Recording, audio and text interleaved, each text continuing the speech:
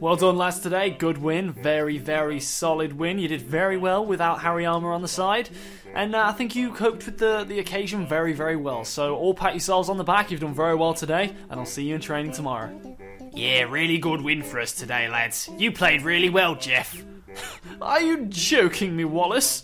I had a terrible game.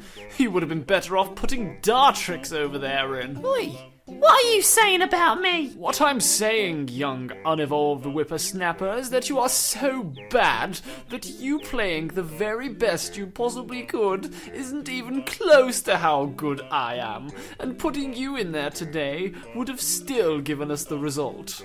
Is that right, Wallace? Am I really that bad? No, don't listen to him, Dartrix. It's alright. Are you really going to condone this sort of performance?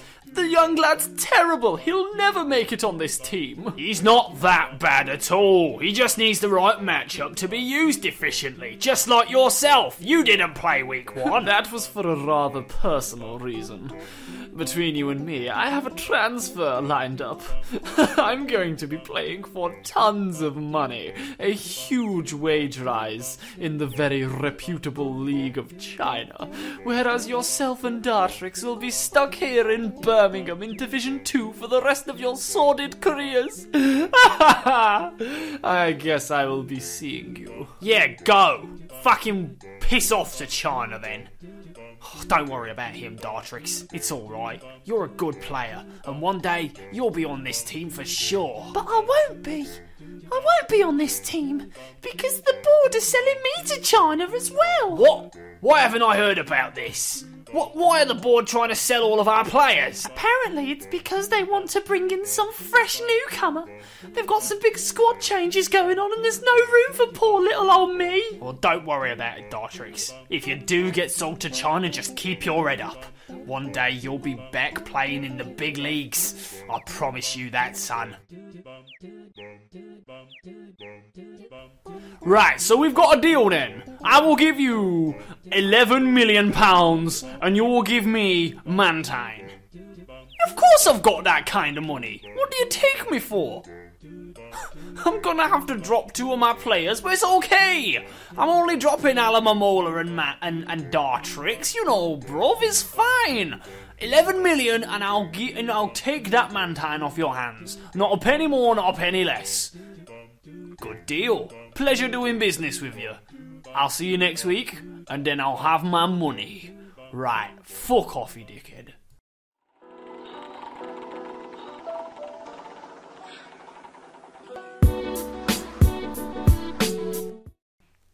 How is it going, PPL fans, and welcome back to PPL Division 2, Week 3, which is going to be Birmingham Spritzee, our match versus Amazing Chi and his Newcrustle United. Now, before we start, I've got to apologise for this being late because I was on holiday in Barcelona, and while I was away in Barcelona, the team has undergone some changes. Basically, after the match versus Raikkonen, where we picked up our first win of the season, Alamamola was caught saying some very derogatory things about my opponent. Therefore, the board has taken it upon themselves to terminate Alamamola's contract and one other of our Pokemon, which was Dartrix. They have took it upon themselves to terminate their contracts and sign up a Mantine instead. So Alamamola and Dartrix have left Birmingham Spritzee. Their contracts have been terminated, and it has been confirmed that they have now signed contracts with Shanghai Shenhua in China. So yeah, they've gone to China, and Mantine has came the opposite way. And yeah, that's good for me because it meant that I got rid of Alamamola, who it could wish pass, but that was it. I have another transfer lined up after this game, and you will find out after this match. So yeah, that's some good shit. But yeah, now onto the team that we've actually brought for Chi and his Newcrustle United. We've got Tapu Koko, Landorus, Silvally, Gigalith, Mega Sizzle, and Hariyama. Now this is the wrong Hariyama set because I decided against bringing this last minute. What I actually decided to do was bring this with Life Orb and 220 speed, no defense. It basically looked like this. with, this was pretty much the move pool. Minus, I had, yeah, that was actually the move pool. That was the move pool I brought.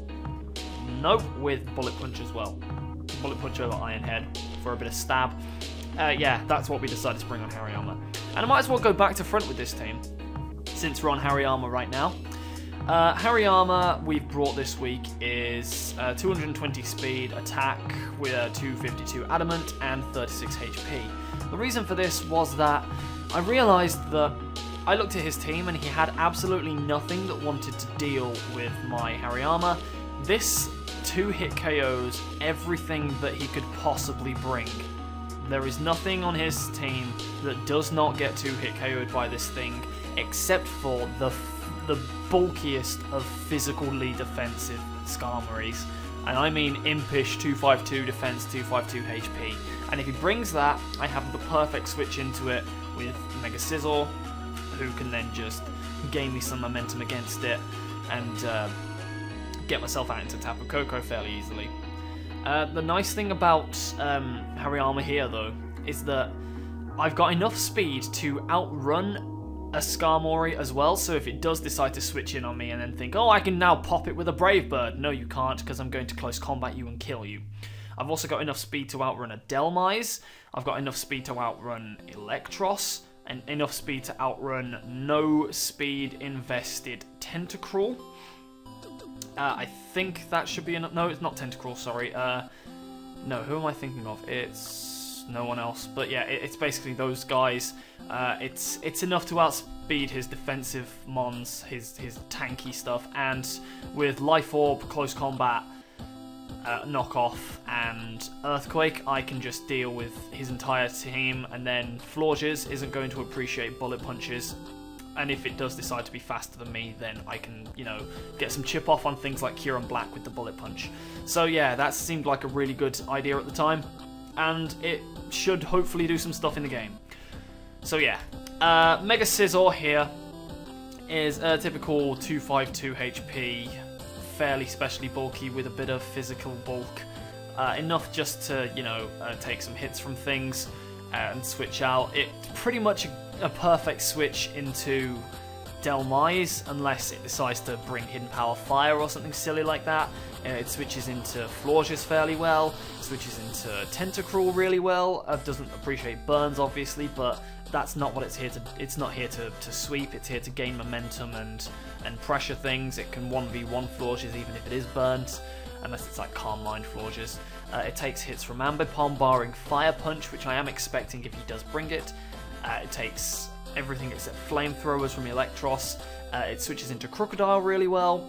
It switches into Kieran Black really well, unless it's Life Orb Fire, Life Orb Hidden Power Fire, and like I said, Skarmory really well. And since Skarmory is a big threat, I can see him trying to do some kind of hazard stacky things with like Spikes and Stealth Rock, so I've decided Defog over Sword Stance this week. Although Sword Stance would have been nice, I kind of needed the Defog, and Mantine didn't have a good matchup in this game, so I decided not to bring it. Roost just to get some HP back. Typical Mega Scizor with, you know, enough to pick off some certain threats, and yeah, do all that good shizzle. Now, here's where part one of an interesting little strategy I had for this game came into play. So we've got Gigalith here with Sandstream. I believe it was Smooth Rock over Leftovers. That was a last minute change as well. Smooth Rock over Leftovers, just because of Landorus's presence. It's nice to have the sand up so that my moves do a bit more damage. The great thing about this Gigalith and Landorus combination is this last move, Gravity.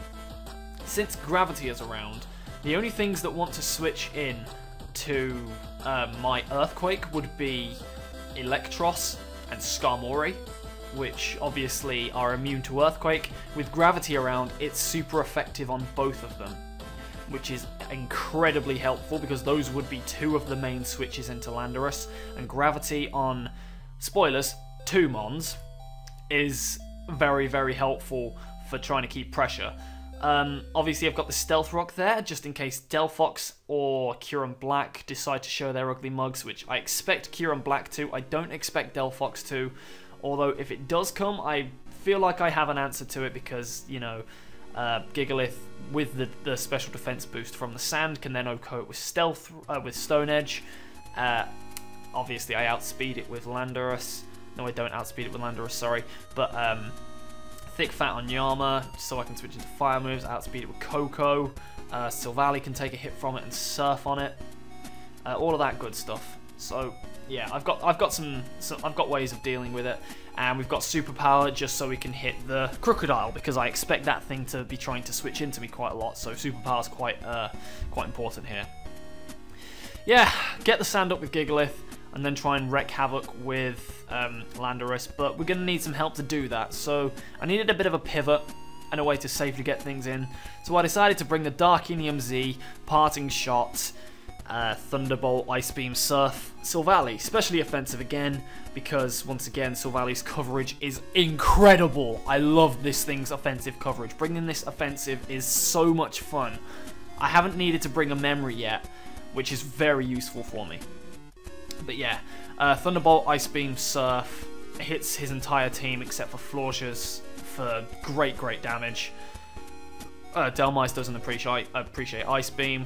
Obviously Kyurem kind of doesn't mind about this set too much, but it doesn't appreciate being Parting Shotted, and I speed tie with it unless it's Scarfed anyway. So yeah, I can do things and stuff with that.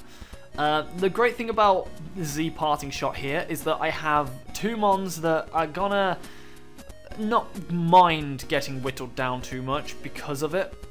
Like, I can be a bit more offensive with Gigalith, Hariyama, and Landorus. Coco not so much because it's a bit more frail, but I can be a lot more offensive and risky with those three guys because I know I have the Z Parting Shot around, which is very useful for me. I feel like getting a Z Parting Shot into a low health Landorus would be incredibly helpful because, you know, the set I've brought here is going to be Gravity, Earthquake, U-Turn, Knockoff, max speed to outrun Tentacruel, I believe, max speed Tentacruel, which might come to try and rain on my parade.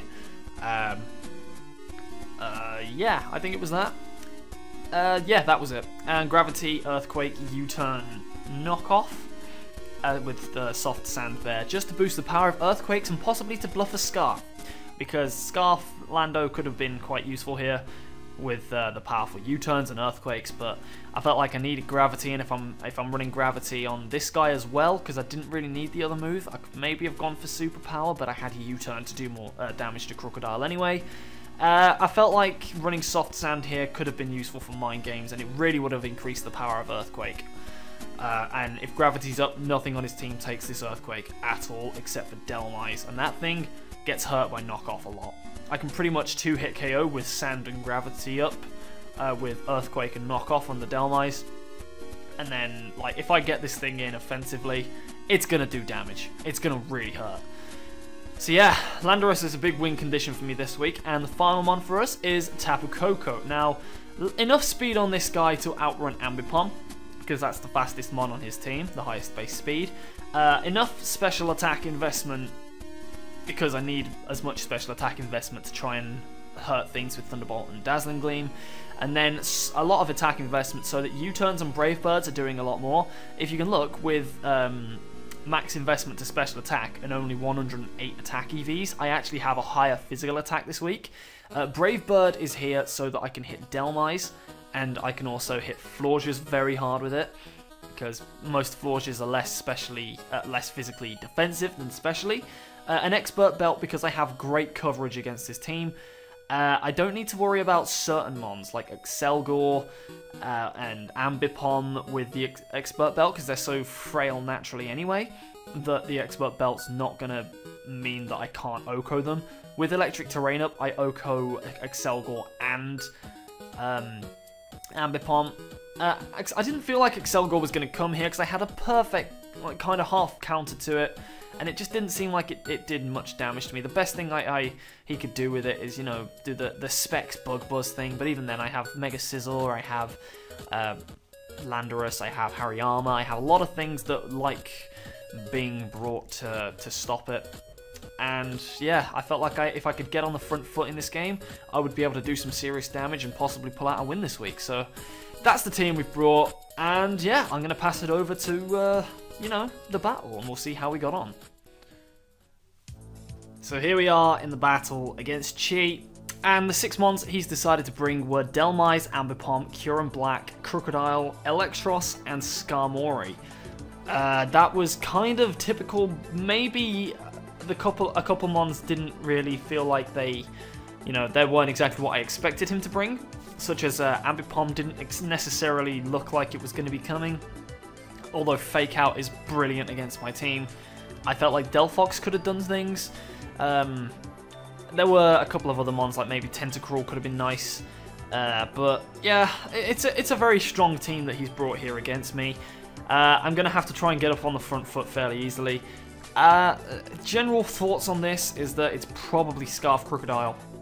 Probably Scarf Crocodile, because it outspeeds and almost OHKOs everything there, except for Sizzle and Silvally, I believe. So yeah, that's some good stuff right there. And yeah, let's get into it and see what happened when Birmingham Spritzee took on Amazing Chi and his Newcrustle United.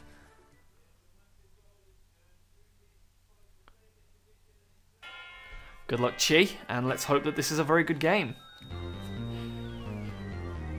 So yeah, I'm going to lead off with my Silvally because it's a great lead with Parting Shot, and he's going to lead off with his annoying little Delmise. And I'm thinking at this point, I need to work out what this thing's set is fairly quickly, because I need to work out if it's Assault Vested, and the damage here from this Ice Beam proves to me that this is, I believe it was Assault Vested. I can't necessarily remember too much. He sent me his team afterwards, but I can't remember. Oh, that was weird. But I'm going to go for that Ice Beam. It works out that he has at least got max HP investment, and he's going to smack me with an Anchor Shot, which is going to do over half. I'm going to have to Parting Shot out of here now because I die to another one, and I'm going to go into what I assume is my counter, unless it's carrying a silly Hidden Power Fire. And yeah, we're going to get in, we're going to take less damage because it's at -1, and yeah, we can now outspeed this thing and possibly hope to U-turn away on it. So he's gonna switch out, fearing like I think maybe a really strong knockoff or something, and I'm just gonna Mega Evolve up and U-turn straight on out as he goes into Skarmory. So yeah, we're already gaining momentum against this team, and we can put some immediate pressure on. So I'm gonna go straight for this U-turn, and yeah, that's gonna get me on out of here. I think that does just enough to put it out of sturdy range. I don't think Leftovers puts it back in. And we can go straight out into Coco. So immediately got some momentum here. Coco's in against the one thing I think that it can deal with the best. He has nothing that wants to really switch in besides Electros and Delmise, but Delmise is no longer a switch in because I 2-hit KO it from where it is. And he's going to decide to go out into his only other option, which is Elton the Electros. And that's a thing, because I'm just going to predict that and go for a U-turn. So immediately getting some momentum here, getting some chip damage off on his defensive checks, and I'm going to go straight out to Hariyama. And as you can see here, brilliant, you've got no switch-ins to this thing. I'm just going to go for a knockoff. If I'd have known that he wasn't running enough speed to outspeed, like if I'd have known he wasn't max speed, I would have gone for a close combat there. But he's going to go for a slow U-turn on me. Because as you can see, the knockoff knocks off his Assault Vest and reveals to me that he is indeed max HP. And he's going to get a slow vault, a slow U-turn out into Skarmory, get the Leftovers recovery, and get back up to sturdy range. At this point, I'm like, no, we're not having this. We're going to go out into Kha'Zix, the Mega Sizzle. You're not getting rocks up against me. I don't want them on my side of the field. But he's going to whirlwind me back out. And now I was praying, come on, Coco, into Coco, Hariyama again. And now this puts me in a very weird mind game. Because I have to decide, am I going to go back out into Mega Sizz, or am I going to go out into something else? I decide to kind of hope it's going to roll me into, you know, he's going to go for Whirlwind again. And he does as I go into Paul Hollywood. And he's just going to roll me out into Gigalith, which is horrid. That was not what I wanted in the slightest. However, my Sandstorm is now up. We have some electric terrain plus Sandstorm as it goes away this turn. And now I'm in a very bad position. He's going to predict what I'm going to switch into here, and he's going to go out into his Crocodile, thinking that I'm going to go into, you know, I believe, Tapu Koko or something. or maybe he was just predicting rocks there, which kind of works out in my favour, because I go into Mega Sizzle. Now I can just easily get a U-turn off. He can't touch me. And he's going to go out into Child Catcher, which is the Delmise. No, it's not. It's the bloody Skarmory. And I'm going to go for U-turn again, get myself momentum, get this thing back out of Leftovers range, so that I can then possibly OHKO it with a Thunderbolt. And that's exactly what we're going to go into. We're going to go into Coco, who's going to get the electric terrain back up, exert massive amounts of pressure on him. And yeah, we're looking very good early game. We've got massive chip damage off on Electros, massive chip damage off on Delmise, his 2 defensive pivots here, and Skarmory's not managed to get rocks up against me. So he's going to withdraw again, and he's going to go into Celeste, which is the Delmise, as I'm going to go for a Thunderbolt here. I was unsure at this point if this was going to, 2-hit KO, but it doesn't look like it is. Even with Sandstorm damage, it doesn't quite look like it's going to be enough to 2-hit KO. So I'm forced to either go for a Brave Bird or a U-turn. I decided to go for U-turn there, which was a very bad decision on my part, because as you're going to see here, he's going to go, well, I'm going to go out into Kha'Zix, the Mega Sizzle, who I'm thinking, okay, I can just wall this thing to high hell, as he reveals Hidden Power Fire, and it crits me. Now that is very, very bad for me. Right, okay, so there were 2 mistakes made on that turn. The first one was not going for Brave Bird, because he was never going to expect me to have Brave Bird if I'm if I'm a Tapu Koko that's already revealed Thunderbolt and U-turn. He's not going to expect it at this point, even though I haven't revealed Thunderbolt, but I just didn't feel like he would expect it. There was nothing to stop me from going for Brave Bird there. There was nothing he could really have switched into that wasn't going to, take it. And I had the Z Parting Shot to get myself back up to full health if I needed to. So Brave Bird there was probably the better play, but because I've gone for a stupid U-turn, thinking maybe he's going to try and pivot on me, I've ended up taking a ridiculous amount of damage from a crit, which, as you can see, has left Sizzle unusable. Practically unusable. There's nothing I can do with Sizzle now. I have to pray that I can get a U-turn, that he hasn't speed crept me with this thing, and I have to try and get the Z Parting Shot into Sizzle to bring it back to a usable amount, otherwise I can't switch into Crocodile anymore. And that's really, really awkward, so we're going to let it play, and what I'm going to do here is I'm going to risk that he's not speed crept me, because that looked like it did a bit too much damage for a crit, for a Hidden Power Fire from a Delmise. And we're going to kill it with a U-turn.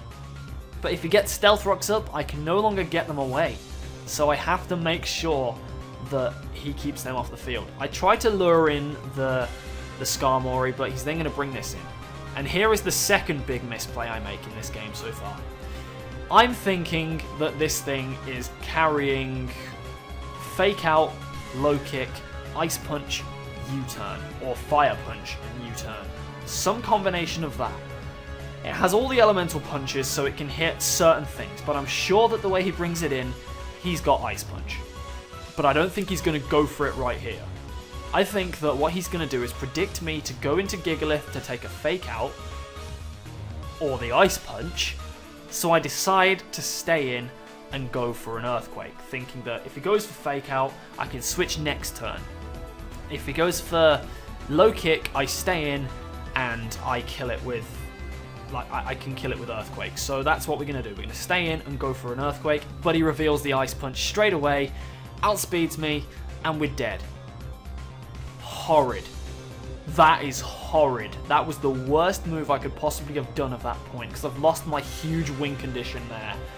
And this thing reveals Life Orb, and that's really awkward. Really damn awkward. So we're going to go into Hariyama. Hariyama's going to come out, and I need to talk about that play a little bit more. I really wish I'd gone into Gigalith, because that seemed like the obvious play, but I couldn't risk it at that point, because I had to... I made a bit of a boo-boo. I thought that if I lost Gigalith this early, then the Scarf Crocodile would kind of, you know, run through me. Because I'm expecting Hero to be Life Orb. I'm expecting, you know, something from there. But I made a very bad misplay there. and that's really going to make this a lot harder for me. So let's see if we can work our way back into this match. So we're going to bring out Hariyama, knowing that we can take something, this thing has nothing to kill me, knowing that he has no switch-ins. I'm going to go straight for the close combat, and he goes into the Skarmory, which is going to take this close combat horribly.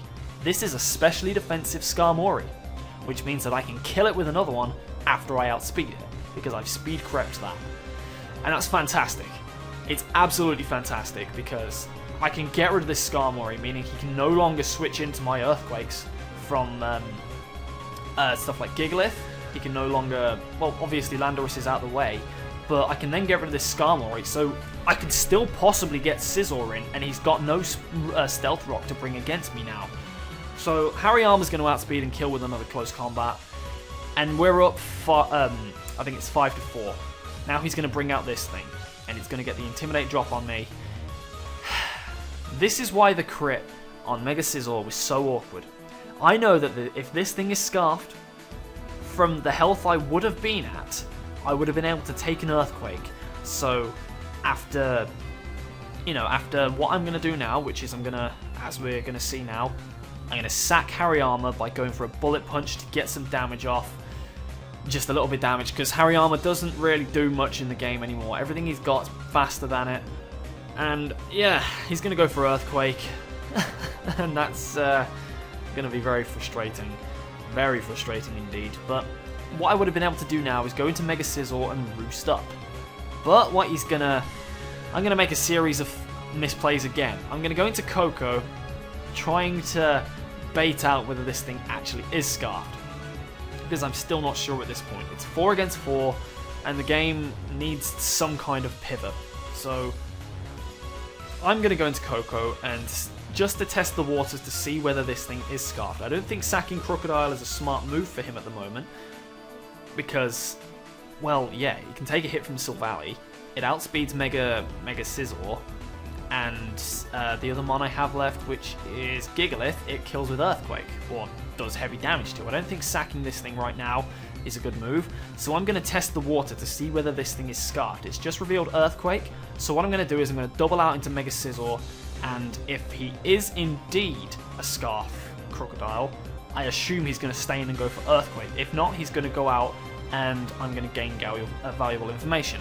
And he does go for Earthquake again, revealing to me that this thing is probably scarfed. Spoilers, it's not. This is not a Scarf Crook, but I don't know this yet.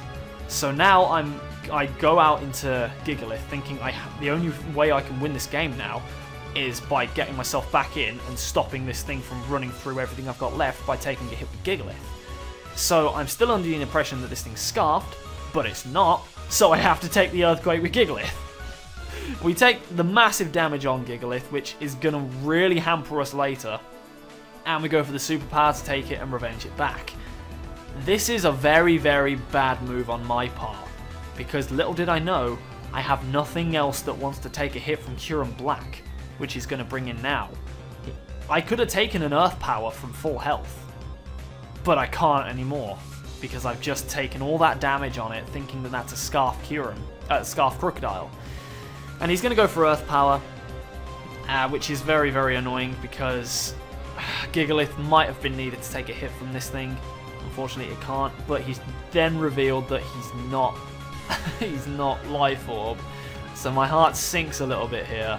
I don't know what I'm supposed to do against this thing. I'm very worried that that thing's Scarf. So he's going to go out into the Electros, and I'm going to hit it with an Ice Beam, which is definitely going to 2-hit KO it from that range. And I don't have another choice but to just try and hope that that Kyurem is not scarfed. I can kill everything he's got left with what do you call it, Tapu Koko. Tapu Koko does kill everything else that's left. He has Ambipom and he has Kyurem. But unfortunately, I didn't realize that Ambipom, I didn't realize this thing probably had Fake Out. So I was forced to then take this Fake Out, and it's going to flinch me. I'm not going to die to the Sandstorm. I'm actually going to live on 1 health, as you'll see in just a second. But the frustrating thing about this game is that I now know that after one more bit of Life Orb recoil and one more, you know, Sandstorm damage, I can definitely kill this thing with a Thunderbolt. Like, it's not even in question. I can kill this thing with a Thunderbolt, but the annoyance is that if this Kyurem is Scarfed, I lose the game. If it's not Scarfed, I have about a 50% chance to win the game, because I can then hit it with the Dazzling Gleam, which has a small percent chance to kill it from here. So we're going to kill the Ambipom, and now this game is going to come down to whether Kyurem is Scarfed or not. So here we are. Frosties takes out Ambipom with a Thunderbolt. Kyurem's going to come in. Now is the moment of truth. Is this Kyurem B a Scarf Kyurem B? Yes. And we're going to lose this game because we've predicted the wrong Scarf. And we've convinced ourselves that the Crocodile was Scarfed and the Kyurem wasn't. And that is the worst possible mistake I could have made in this game. Even after losing some of my mons early, after losing Scizor quite early on to the crit Hidden Power Fire from Delmise, we still had this game. We still possibly could have had this game. But unfortunately, we've made a very terrible assumption about the Crocodile that's came back and cost us a little bit. The reason that play on the Crocodile by letting Gigalith take the Earthquake was so important was because if I'd still had Gigalith around, if I'd been able to go into Tapu Koko and then Dazzling Gleam, I could then have sacked off Mega Scizor to the Crocodile, got Gigalith in, Stone Edge to kill something, and then if I'd have kept Gigalith around as a win condition, I would have been able to win this game. But unfortunately, we've not. We've sacrificed Mega Scizor a bit too early, and we've ended up sacking Mons to a Crocodile that was literally being it was being used as death fodder right there. And that's the game, and she bluffed that Scarf on Crocodile excellently. Excellently, that was fantastic. He played very well, he prepped very well, and he's come out victorious against us in a very, very good match. Like, this was an absolute pleasure to play against, and it was a really very good game, and I'm really glad I got to have this game with him, because this is actually the first time that me and Chi have ever played. We've known each other for, I think, over a year and a half now. We've never actually played each other, though. We've met in real life before we played each other at Pokemon, which was crazy, but yeah, a very, very good game. I made some terrible misplays. He capitalized upon it beautifully. He brought a very interesting Ambipom set, which was fake out 3 elemental punches, which was actually very clever, although it couldn't really touch Silvally. It couldn't really touch Gigalith either, and it really couldn't touch Hariyama. So I had 3 mons that could have answered it. Unfortunately, he played it very well. His Delmise was very good with Hidden Power Fire. Electros, interesting bring. Not sure how it would have been able to do things against me. I kind of limited that thing's success. Made a bit of a misplay by not close combating it. And yeah, this game was ultimately won because he capitalized upon some very bad plays from me, and really he did very well in getting himself back in after I had all of the momentum against him early game. So yeah, thank you for watching, guys. Hope you've enjoyed this battle. Next week we're up against the old enemy Eric. Ashton Akai, the poorly swine sweeper himself. The man in TBU who 6-0'd us with a Pillar Swine, my first ever 6-0 loss in draft format, and his team is Spook. We're going to have to get a win that week, otherwise it's going to be very difficult for us to manage to pick up the title this season. Going to be very difficult for us to get promoted again. We need to win this game against Eric, otherwise we're going to struggle. We're going to struggle massively to finish 2nd or 3rd. But yeah, make sure you go and check out Chi's channel. Watch his side of the battle, because he's a very entertaining guy. Very good content, very good videos. And he's in a promotion chase himself this season, so best of luck for the rest of the season, mate. And all of you guys, I will see you guys later. See you later, mate. Goodbye.